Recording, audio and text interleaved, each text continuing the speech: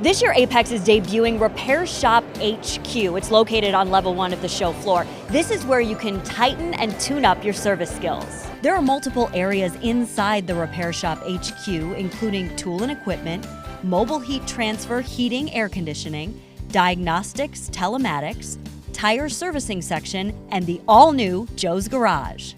You can sit in on training sessions like this one, which gave attendees a look at simple-to-perform engine mechanical tests. There is also an ADAS systems and collaborations training segment, where attendees learned how to diagnose and calibrate ADAS systems and troubleshoot calibration failures.